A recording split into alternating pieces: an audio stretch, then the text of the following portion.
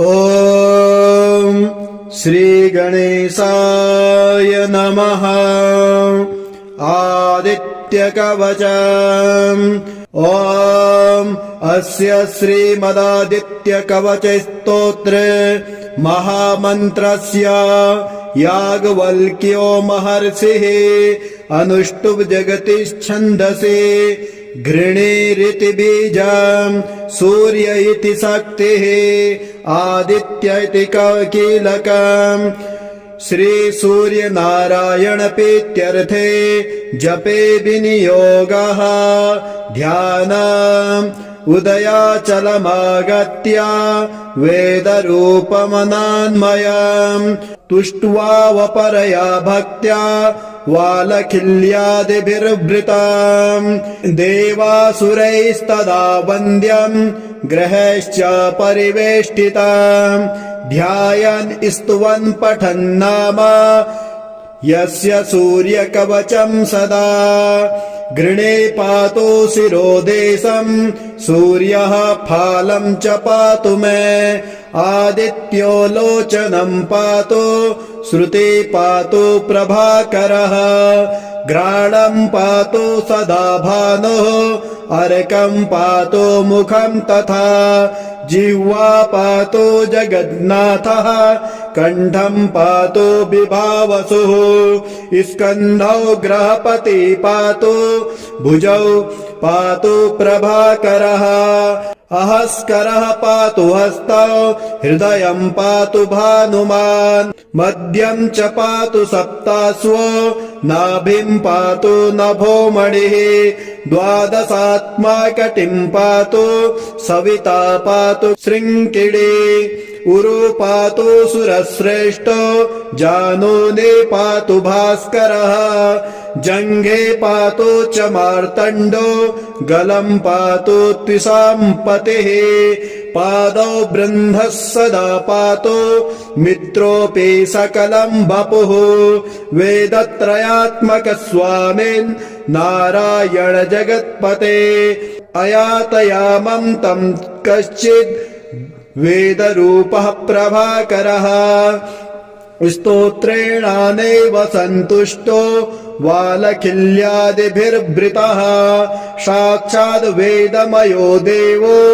रथारूढः समागतः तम् दृष्ट्वा सहसोत्थाय दण्डवत् प्रणमम् भुविः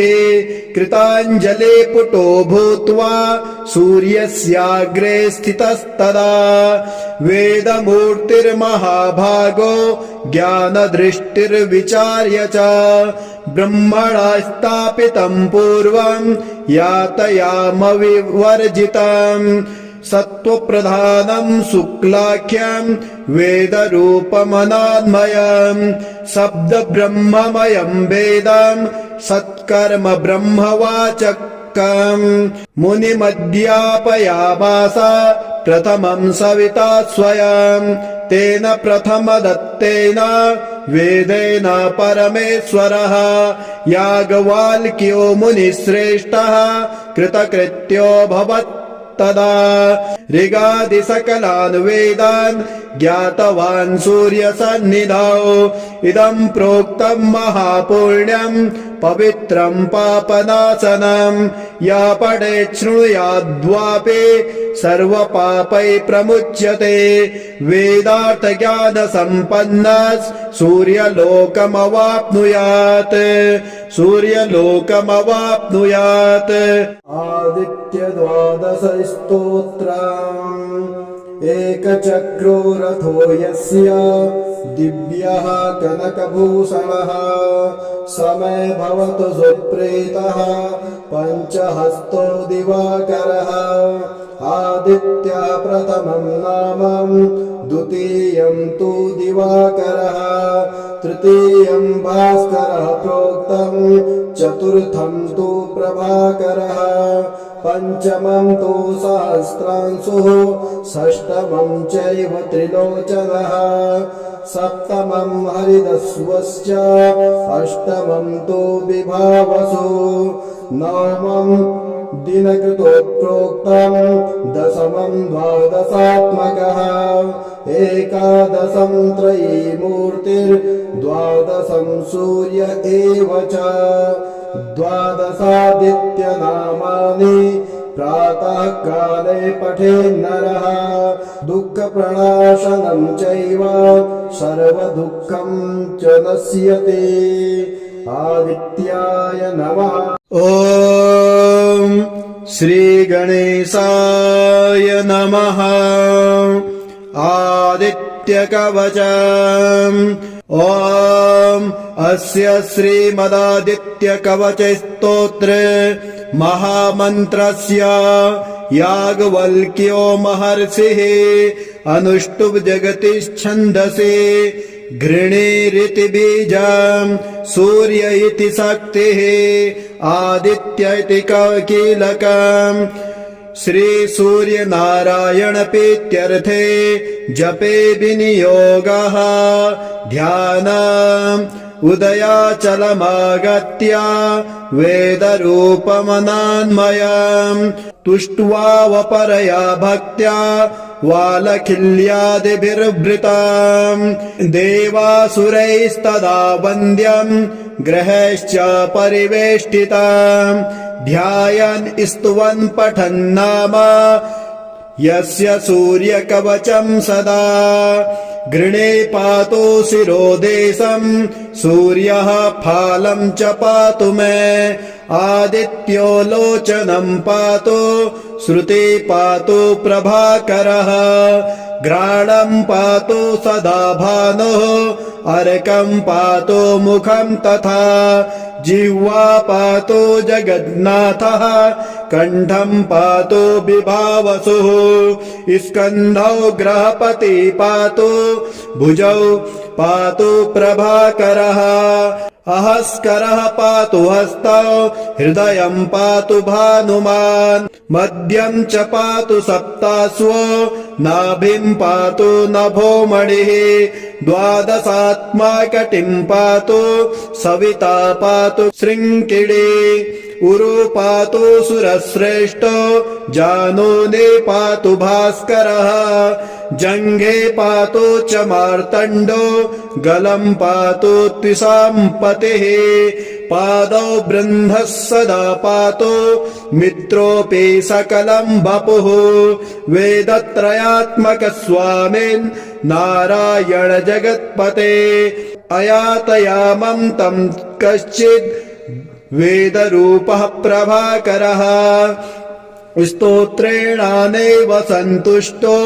वालखिल्यादिभिर्वृतः साक्षाद् वेदमयो देवो रथारूढः समागतः तम् दृष्ट्वा सहसोत्थाय दण्डवत् प्रणमम् भुविः कृताञ्जले पुटो भूत्वा सूर्यस्याग्रे स्थितस्तदा वेदमूर्तिर्महाभागो ज्ञानदृष्टिर्विचार्य च ब्रह्मणा स्थापितम् पूर्वम् यातयामविवर्जितम् सत्त्वप्रधानम् शुक्लाख्यम् वेदरूपमनान्मयम् शब्दब्रह्ममयम् वेदम् सत्कर्म ब्रह्मवाचकम् मुनिमध्यापयामास प्रथमम् सविता स्वयम् तेन प्रथमदत्तेन वेदेन परमेश्वरः याज्ञवल्क्यो मुनिश्रेष्ठः कृतकृत्योऽभवत् तदा ऋगादि सकलान् वेदान् ज्ञातवान् सूर्यसन्निधौ इदम् प्रोक्तम् महापुण्यम् पवित्रम् पापनाशनम् या पठेत् शृणुयाद्वापि सर्वपापै प्रमुच्यते वेदार्थज्ञानसम्पन्नः सूर्यलोकमवाप्नुयात्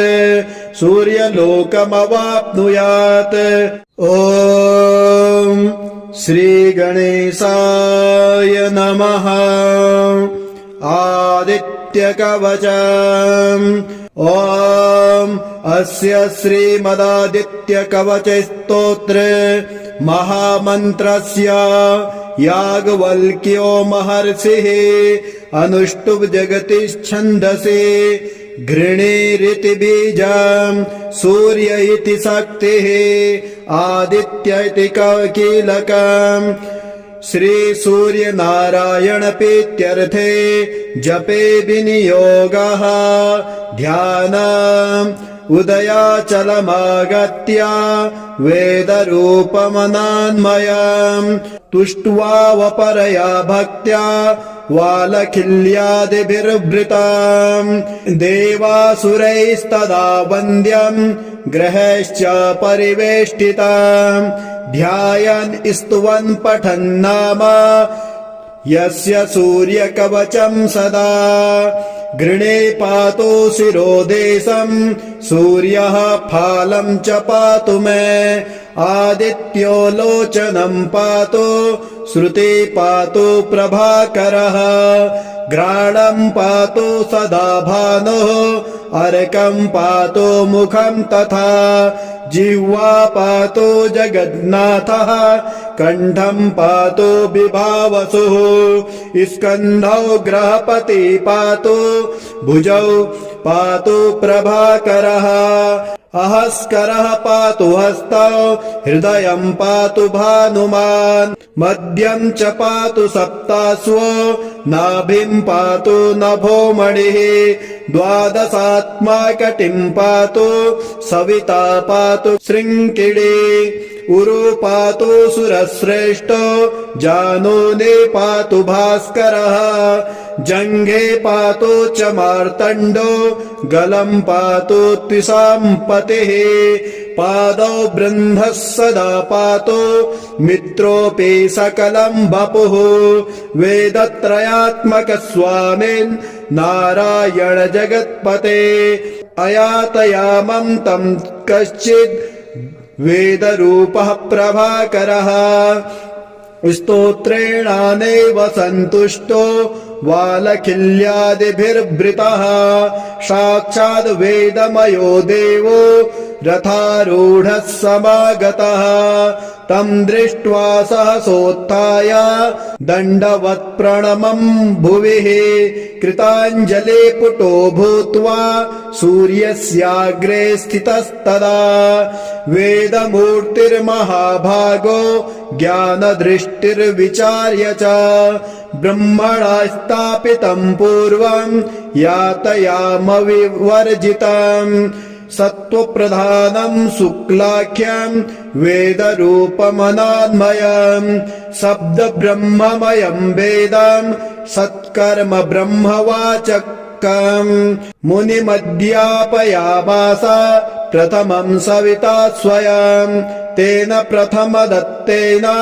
वेदेन परमेश्वरः याज्ञवल्क्यो मुनिश्रेष्ठः कृतकृत्योऽभवत् तदा